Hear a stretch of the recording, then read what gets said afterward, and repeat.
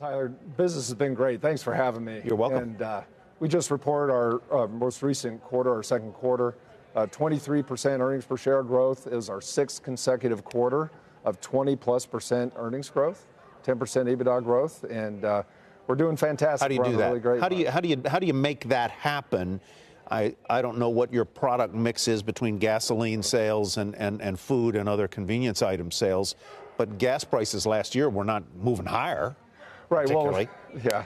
Well, the great thing about our business is we're in three businesses in one. We're in the gasoline business for sure, but we're in the convenience retail business, and then we're really in the restaurant business, food business with our pizza.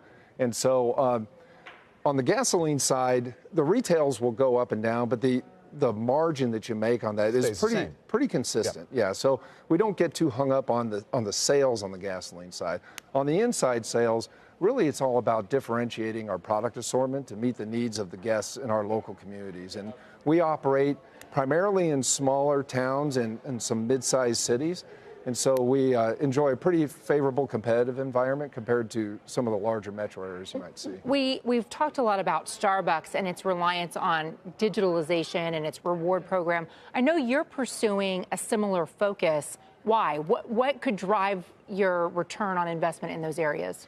Well, really what we see from the consumer is they want convenience, and convenience comes in a lot of different forms, and part of that experience is really being more technologically enabled. And so our guests want to have an e-commerce platform where they can order that great famous Casey's pizza that we all know and love, and get that online. And so just about 6 months ago, we launched our new mobile app with our e-commerce platform, so enabled that. And then just this week, we launched our rewards program as well. So now we're rewarding our guests for... Why is that important to your bottom line?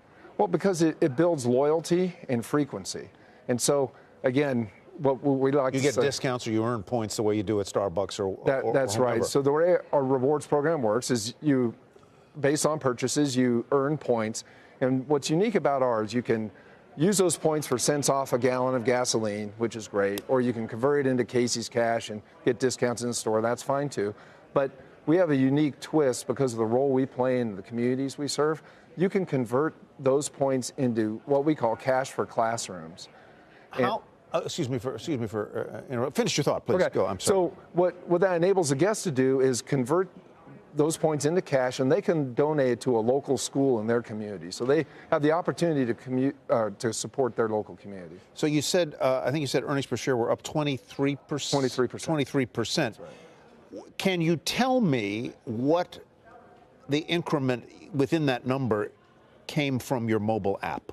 Or is it too early to tell? It's really too early to tell, and particularly because the mobile app has been transformative for Domino's, for example. Yeah. I mean, some people call it a technology company with a pizza chain attached to it. Yeah, and we're early days on that, but we're seeing really accelerated growth on our e-commerce platform, and so we've got a long runway to go. We're only 6 months into it, and our rewards program literally just launched officially on Monday. Can I ask you, 21 states on January 1st have raised their minimum wage. Yeah. What is that doing to your costs, and how much of a role is automation playing in your future plans?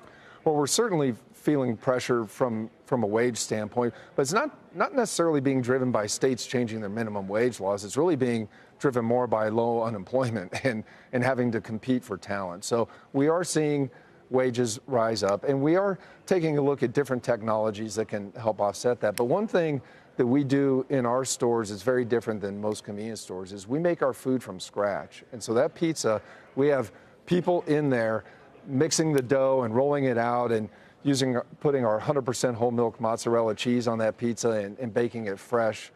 We have donut makers that come in at 3 in the morning and make our fresh Casey's donuts. So it's that made from scratch element that elevates the quality of our food. And so we're probably not going to shift away from that, but we will use other technologies to make those jobs. Quick serve, but handmade. I'm going to ask a question from left field, and forgive me for not knowing the answer ahead of time. All right. Do you sell vaping products? We do.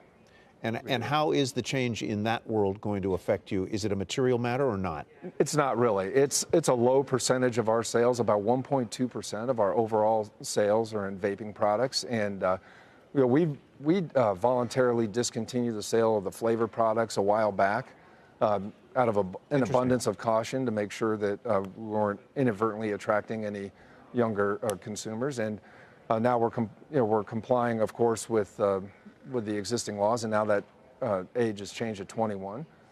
Right. But it's a small part of our overall business. Well, thank you very much for being here today. Thanks a lot. We understand this is your first interview on CNBC. It is. First TV interview. We hope it's not the last. Please come back. Well, thank you. I appreciate Keep telling us that. how you're doing. I'm a CNBC junkie, so this is a big day for me. Good. If I'm ever in the Midwest driving across Iowa, I'll stop at a case. Absolutely. I'll buy you a pizza. All right.